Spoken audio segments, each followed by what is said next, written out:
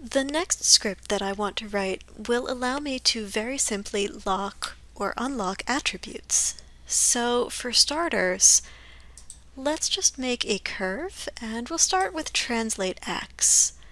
I'm going to right-click on it and Lock and Hide selected. That gives me this line of code that I will take in here. Set attribute lock true, keyable false, channel box, whatever that means. Let's get rid of that because we don't need it. Then the name of my object .tx. So that's the command to lock an attribute. I'm going to copy that. And let's see if I can reverse it by just typing in false here and true here. So Translate X is locked and hidden. I've got my line selected. Control Enter, and it comes right back. Oh, how beautiful! Oh, that's so great!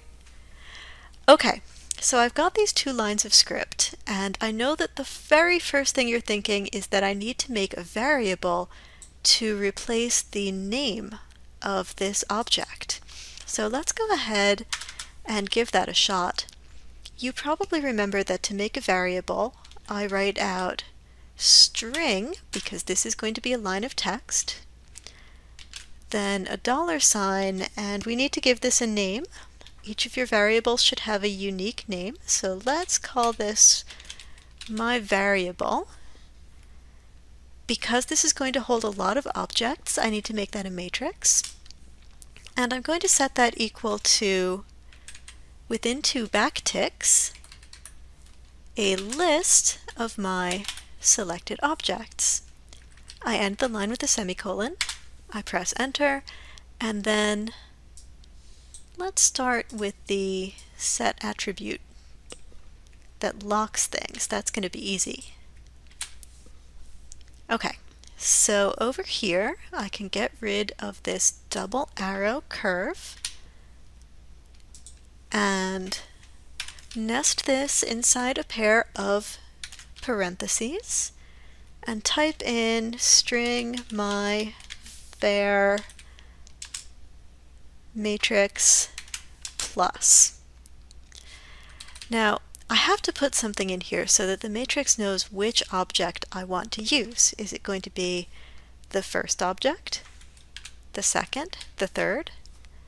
And let's face it, this is not a great idea because what if I have multiple objects selected and I want to do all of the objects? So having set this up, I will pause the video here with this really nice idea that I have two simple lines of code. I've got a variable, and I need to find a way to use that variable to replace the name of the object in my lines of code. When we get back, I will talk about a nice way to have something happen for every object within a selection. So we will be right back with that.